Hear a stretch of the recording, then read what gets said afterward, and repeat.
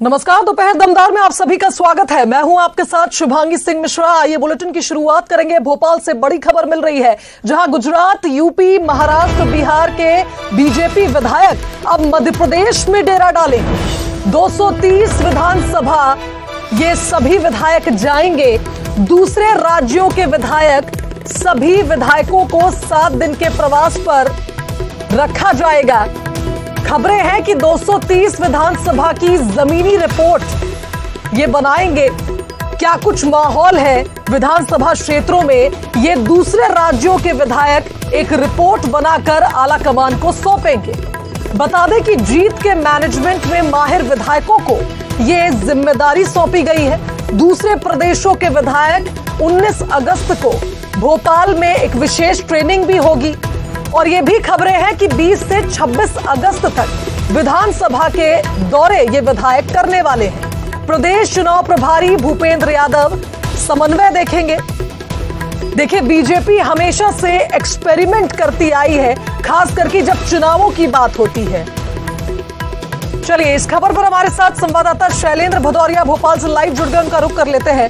शैलेंद्र, जैसा कि मैं कह रही थी कि बीजेपी एक्सपेरिमेंट करने में माहिर है और अब दूसरे राज्यों के विधायकों को जिम्मेदारी दी गई है कि वे मध्य प्रदेश में आए और विधानसभा क्षेत्रों में कितनी तैयारी है, क्या माहौल है, इसकी एक रिपोर्ट बनाए।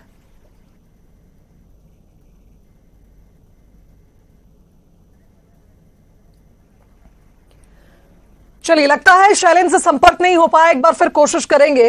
तो देखिए, जिस तरह से हमने देखा है, लगातार चुनाव को लेकर बीजेपी की तमाम तैयारियां जारी हैं। बैठकों का दौर तो लगातार जारी है, लेकिन इसके साथ साथ माइक्रो लेवल प्लानिंग के साथ बीजेपी अलग अलग राज्यों में चुनावी तैयारी कर रही है। खास करके अगर मध्य प्रदेश की बात की जाए तो लगातार दिग्गजों के दौरे यहां पर हो रहे हैं। छत्तीसगढ़ में भी कुछ ऐसा ही हाल है। और अब मध्य प्रदेश में चुनाव से जुड़ी तमाम जानकारी और जमीनी हकीकत को जानने के लिए दूसरे राज्यों के विधायकों को भी मौका दिया जा रहा है।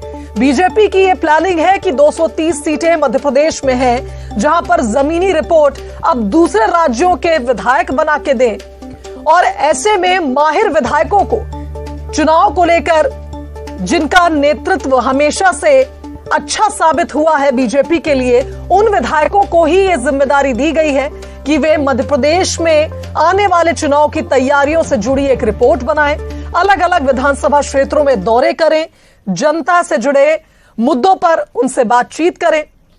चलिए, एक बार फिर रुक कर लेते हैं। संवाददाता शैलेंद्र भदौरिया हमारे साथ भोपाल से लाइव जुड़ गए हैं। शैलेंद्र, एक्सपेरिमेंट करने वाली पार्टी बीजेपी हमेशा से कही जाती है और ऐसे में अब अलग अलग राज्यों से बीजेपी के वो माहिर विधायक बुलाए जा रहे हैं, जो चुनाव से जुड़ी तमाम चीजों को देखेंगे, परखेंगे और एक रिपोर्ट तैयार करेंगे।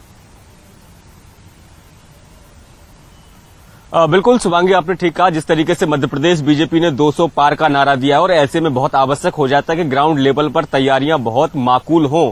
यही कारण है कि न केवल अपने कार्यकर्ताओं के जो जनता के बीच जाकर फीडबैक लाने का काम कर रहे हैं, लेकिन अब मध्य प्रदेश बीजेपी ने जो दूसरे राज्य हैं, चाहे वह उत्तर प्रदेश हो, बिहार हो या फिर महाराष्ट्र हो या गुजरात है, इन इलाकों के जो एक्सपर्ट्स विधायक हैं, जिनको चुनाव मैनेजमेंट में बहुत एक्सपर्ट माना जाता है, ऐसे 230 विधायकों को मध्य प्रदेश बुलाया है। 19 तारीख को ये सारे विधायक यहां पहुंचेंगे और इनका एक दिन का प्रशिक्षण शिविर जो है आयोजित किया जाएगा। उसके बाद एक एक विधानसभा में इन विधायकों को भेजा जाएगा। 20 तारीख से लेकर 26 तारीख तक ये लोग जनता के बीच जाएंगे, अपने विधायक के कामकाज के बारे में जानेंगे, सरकार के कामकाज के बारे में जानेंगे, तमाम जो जानकारियां हैं वो जुटाएंगे, उसकी विस्तृत एक रिपोर्ट तैयार की जाएगी और वो रिपोर्ट जो है वो आला कमान को सौंपी जाएगी।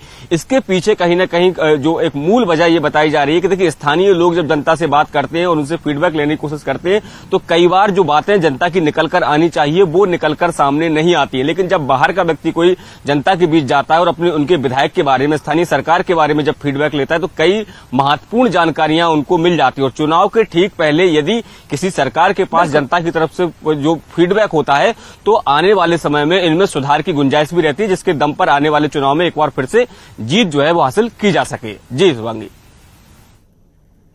बिल्कुल सही कहा शैलेंद्र आपने, बहुत शुक्रिया आपका। बने रहिए और भी अपडेट आपसे लेंगे आगे। तो देखिए जिस तरह से बीजेपी लगातार चुनावी तैयारियों में जुटी हुई है, अगली खबर भी चुनाव से ही जुड़ी है। विधानसभा चुनाव की तैयारियों को लेकर बीजेपी की बड़ी बैठक होने वाली है। बता दें कि दिल्ली में मध्य प्रदेश बीजेपी की यह बड़ी बैठक होगी, जहां प्रदेश संगठन के शीर्ष नेता इस बैठक में शामिल होंगे। मुख्यमंत्री शिवराज सिंह चौहान, प्रदेश अध्यक्ष वी डी शर्मा, चुनाव अभियान समिति के संयोजक नरेंद्र सिंह तोमर इस बैठक में शामिल होंगे। वहीं आपको यह भी बता दें कि गृह मंत्री अमित शाह ने आगामी कार्यक्रमों की तैयारियों को लेकर एक बड़ी बैठक बुलाई है। चुनावी रूपरेखा, विजय संकल्प अभियान की रूपरेखा और अगस्त सितंबर में प्रस्तावित बड़े कार्यक्रमों को लेकर इस बैठक में चर्चा होनी है। साथ ही सितंबर के महीने में पीएम नरेंद्र मोदी और गृह मंत्री अमित शाह की एमपी दौरे पर भी इस बैठक में चर्चा होगी। तो चुनावी अभियान से जुड़े बड़े नेता भी इस बैठक में शामिल होंगे। ग्वालियर में प्रस्तावित बीजेपी कार्य समिति की बैठक की तारीख भी इस बैठक में तय कर ली जाएगी। इसके अलावा टिकट वितरण की प्रक्रिया को लेकर भी इस बैठक में चर्चा संभव। चलिए एक बार फिर संवाददाता शैलेंद्र का रुख कर लेते हैं, हमारे साथ लाइव बने हुए हैं। शैलेंद्र देखिए बैठकों का दौर लगातार जारी है, जैसा जिक्र कर रहे थे, और एक बड़ी बैठक फिर बुलाई गई है। तमाम चुनाव से जुड़ी तैयारियां हैं जिनको लेकर इस बैठक में बातचीत हो सकती है, चर्चा हो सकती है। देखिए बिल्कुल, अगर मध्य प्रदेश बीजेपी की बात करूं तो वो साप्ताहिक स्तर पर अब बैठकें करने लगी है और उसकी रिपोर्ट भी तैयार की जाती है और हर सप्ताह में एक नए टास्क दिए जाते हैं कि अगले एक सप्ताह में बीजेपी के कार्यकर्ताओं को, संगठन को या सरकार को किस तरीके से काम करना है। तो आप देखेंगे कि लगातार चाहे राजधानी भोपाल की बात हो या फिर दिल्ली में जो बैठकें होती हैं, हर सप्ताह एक बैठक होती है और इन बैठकों में सभी जो दिग्गज नेता हैं जिनको चुनाव की जिम्मेदारी दी गई है, चाहे वह भूपेंद्र यादव हो, केंद्रीय मंत्री नरेंद्र सिंह तोमर हो या फिर मुख्यमंत्री शिवराज सिंह चौहान और प्रदेश अध्यक्ष वी डी शर्मा हो, इस सारे के सारे लोग हर सप्ताह में एक बैठक में बैठते हैं और आगामी समय की रणनीति जो है वो तैयार की जाती है। इसके साथ ही पिछले सप्ताह में जो टास्क दिया गया था वो आखिर किस तरह से पूरा हुआ, क्या क्या उसमें कमियां रह गई या फिर और आगे आने वाले समय में किस तरह के काम बीजेपी को करने हैं, सबको लेकर चर्चा होती है। क्योंकि लगातार जो है वो बीजेपी अब चुनाव को लेकर ग्राउंड पर काम करना शुरू कर दिया है।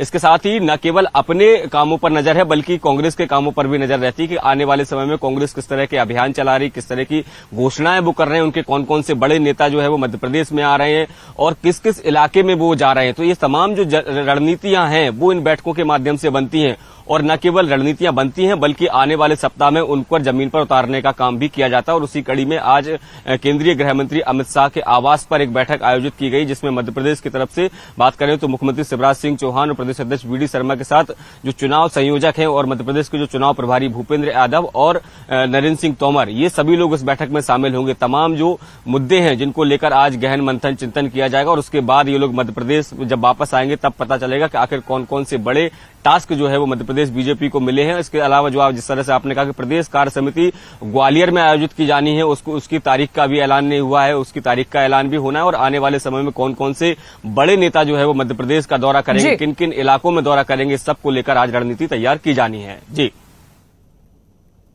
बिल्कुल शैलेंद्र, बहुत धन्यवाद आपका तमाम बातचीत के लिए। तो देखिए जिस तरह से लगातार बीजेपी में बैठकों का दौर जारी है, दिल्ली से ही एक और खबर आपको बताते हैं, जहां दिल्ली में बीजेपी की केंद्रीय चुनाव समिति की बैठक पर अब पीसीसी चीफ दीपक बैज ने तंज कसा है। उन्होंने कहा कि बीजेपी में दिन रात बैठकें चल रही हैं, उनकी बैठक बंद कमरे तक ही सीमित है। अमित शाह जी रायपुर आते हैं, रात को रुक जाते हैं और कोई नतीजा नहीं निकलता। बैज ने आगे कहा कि बीजेपी गुटबाजी, बहुत ज्यादा बीजेपी में गुटबाजी हो रही है। ये लोग तो बैठक तो दिन में भी चल रही है, रात में भी चल रही है और ये लोग तो बंद कमरे तक सीमित है। अमित शाह जी आते हैं रायपुर, रात को यहीं रुक के चले जाते हैं, सवेरे तक नतीजा कुछ भी नहीं निकलता है। मतलब ये लोग सिर्फ जनता के बीच नहीं जा रहे हैं, जनता के बीच में किस मुंह से जाएंगे, पहला चीज। दूसरा चीज, इनके पास गुटबाजी इतना ज्यादा हावी है, एक दूसरे को अभी तक एक भी नहीं हो पाए हैं। तो इनकी बैठकें सिर्फ बंद कमरे में और बंद कमरे तक ही भारतीय जनता पार्टी सीमित है। खबर रायपुर से है, जहां चुनाव से पहले आदिवासियों को साधने की बीजेपी की कवायद आप देखिए। रायपुर में 20 अगस्त से ट्राइफेड आदि महोत्सव की शुरुआत होगी। इस महोत्सव में केंद्रीय गृह मंत्री अमित शाह भी शामिल हो सकते हैं। बता दें कि केंद्रीय जनजाति मंत्री अर्जुन मुंडा भी इस कार्यक्रम में शामिल होंगे। इसके अलावा केंद्रीय राज्य मंत्री विशेश्वर टुडू, रेणुका सिंह भी इस कार्यक्रम में शामिल होंगी। रायपुर के साइंस कॉलेज मैदान में एक भव्य कार्यक्रम आदिवासियों से जुड़ा 20 अगस्त से शुरू होगा। तो बड़ी खबर रायपुर से बता रहे हैं, जहां चुनाव से पहले आदिवासियों को साधने के लिए बीजेपी एक बड़ा कार्यक्रम करने जा रही है।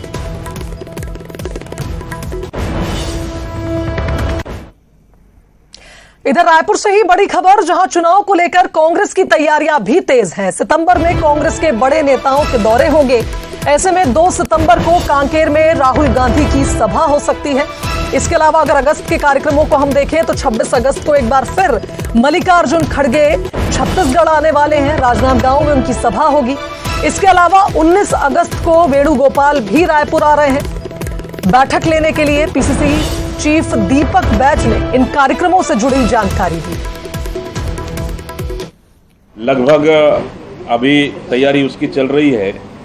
संभवतः माननीय राष्ट्रीय अध्यक्ष जी का फिर से 26 तारीख को एक कार्यक्रम संभवतः हो सकता है और उसके बाद 2 तारीख को माननीय हमारे नेता राहुल गांधी जी का प्रोग्राम बन रहा है। तो निश्चित रूप से बड़े नेताओं का आने का लगातार दौर चालू है और बड़े नेता आएंगे तो निश्चित रूप से कार्यकर्ताओं में एक ऊर्जा आएगी और सरकार की योजनाओं को हम जनता तक भी फोकस करेंगे। वेणुगोपाल जी भी आ रहे हैं क्या? बैठक कुछ लेने वाले हैं? हाँ, लगभग वेणुगोपाल सर भी आ रहे हैं। 19 तारीख को लगभग उनका भी फाइनल हुआ है, हालांकि अभी अधिकृत रूप से फाइनल नहीं है, चर्चा चल रही है। तो वेणुगोपाल सर आएंगे, ऑब्जर्वर भी साथ में रहेंगे। तो एक बैठक, प्रारंभिक बैठक उनके साथ भी है। इधर भोपाल के हमीदिया कला एवं वाणिज्य महाविद्यालय की स्थापना के 75 साल पूरे होने पर अमृत महोत्सव 2023 कार्यक्रम हुआ। इसमें मुख्य अतिथि के तौर पर सीएम शिवराज सिंह चौहान शामिल हुए। पुराने दोस्तों को याद कर सीएम ने गाना गाया। सीएम ने यहां स्वामी विवेकानंद पुस्तकालय भवन और ओपन जिम का लोकार्पण भी किया। स्वर्गीय अनिल माधव दवे स्मृति अमृत वाटिका में पौधारोपण और स्वामी विवेकानंद प्रतिमा का अनावरण भी किया गया। बता दें कि मुख्यमंत्री शिवराज सिंह चौहान भी इसी हमीदिया कॉलेज के पूर्व छात्र हैं। उन्होंने यहां से दर्शन शास्त्र में एमए किया है। कॉलेज की ओर से आदरणीय प्राचार्य, एहसान मेरे दिल पे तुम्हारा है दोस्तों, ये दिल तुम्हारे प्यार का मारा है दोस्तों। यारों ने मेरे वास्ते क्या क्या नहीं किया, 100 बार शुक्रिया अजी 100 बार शुक्रिया। बचपन तुम्हारे साथ गुजारा है दोस्तों, ये दिल तुम्हारे प्यार का मारा है दोस्तों। सचमुच में जिंदगी के अगर सबसे सुखद पल होते हैं वो अपने स्कूल के दिन होते हैं, वो अपनी कॉलेज के दिन होते हैं। उस समय जब हम मिलते हैं तो स्वाभाविक प्रेम और स्नेह से मिलते हैं। संबंध स्वार्थ के नहीं होते, रिश्ते दिलों के होते हैं, प्रेम के होते हैं, स्नेह के होते हैं, आत्मीयता के होते हैं। और आज भी अगर कहीं दिख जाते हैं तो जी करता है जोड़ो और गले लग जाओ। और अब खबर रतलाम से है, जहां शहर के दंपति ने इतिहास रचा है। अनुराग चौरसिया और उनकी पत्नी सोनाली परमार ने एक बड़ी उपलब्धि हासिल की है। बता दें कि यूरोप की सबसे ऊंची चोटी माउंट एल्ब्रुस पर इन्होंने तिरंगा फहराया। 18,510 फीट की ऊंचाई पर तिरंगा फहराया और सूर्य नमस्कार भी किया। बता दें कि -20 से -25 डिग्री के तापमान में उन्होंने ये चढ़ाई की। इससे पहले भी ये दंपति इतिहास रच चुका है, जब अफ्रीका की सबसे ऊंची चोटी माउंट किलिमंजारो पर भी इन्होंने तिरंगा फहराया था।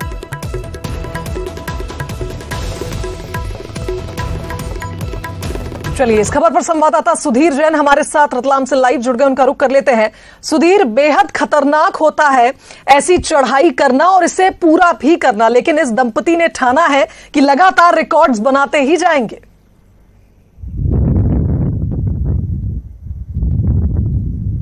मुझे लगता है कि देश की पहली ऐसी दंपत्ति है जो लगातार बैक टू बैक 2 बड़े पहाड़ों पर इन्होंने चढ़ाई करके सबसे पहले अफ्रीका के माउंट किलिमंजारो, जिसकी ऊंचाई करीब 19,300 फीट है, उस पर ये दोनों दंपति सफलतापूर्वक चढ़ाई कर चुके हैं। और आज सुबह करीब 5:30 बजे दंपति ने यूरोप की सबसे ऊंची चोटी माउंट एल्ब्रूज, जो कि 18,500 फीट जिसकी ऊंचाई है, उस पर चढ़े हैं। -20 से -25 डिग्री टेम्परेचर था, यानी आप समझ सकते हैं कि कितनी दुश्वारियां इन लोगों ने वहाँ पे झेली होगी, किस तरह का मौसम वहाँ पे होगा, कितनी ठंड वहाँ पे होगी।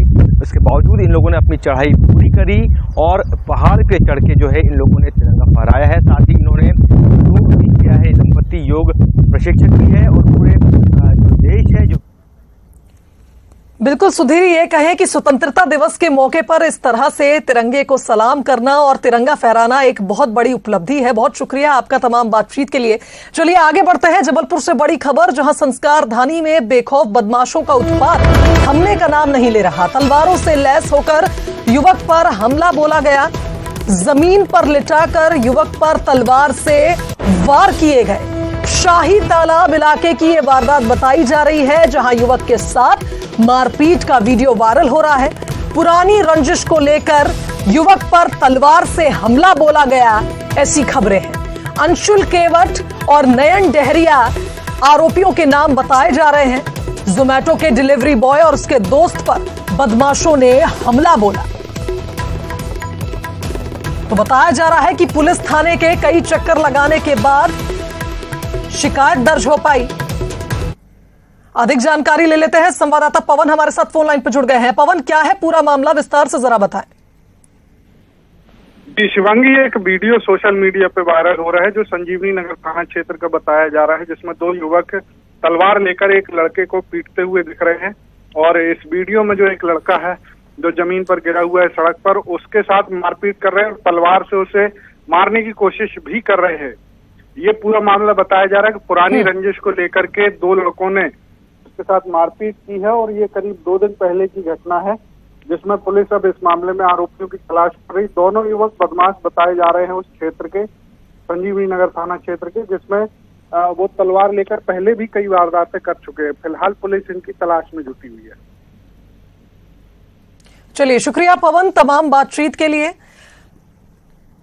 और चलिए अब आगे बढ़ते हैं। भोपाल से बड़ी खबर आपको बताते हैं, जहां पटवारी भर्ती परीक्षा में कथित घोटाले के मामले में आज से शिकायतकर्ता जांच आयोग के सामने सबूत दे सकेंगे। जांच आयोग ने शिकायतकर्ताओं से सबूत मांगे हैं। पटवारी भर्ती परीक्षा में घोटाले के आरोपों को लेकर गड़बड़ी के साक्ष्य अब इस जांच आयोग के सामने शिकायतकर्ता दे सकते हैं। जांच आयोग ने ग्रुप 2, सब ग्रुप 4 और पटवारी भर्ती परीक्षा को लेकर शिकायतकर्ताओं से अनियमितताओं के सबूत मांगे।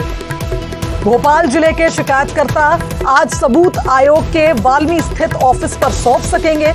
रायसेन, सीहोर और विदिशा जिले के शिकायतकर्ता 17 अगस्त तक सबूत दे सकते हैं। पटवारी भर्ती परीक्षा परिणाम के बाद धांधली के आरोप लगे थे, जिसके बाद एक जांच आयोग बनाया गया है और अब शिकायतकर्ता यहां सबूत दे सकते हैं। तो इसी के साथ इस बुलेटिन में फिलहाल इतना ही। दीजिए इजाजत, नमस्कार।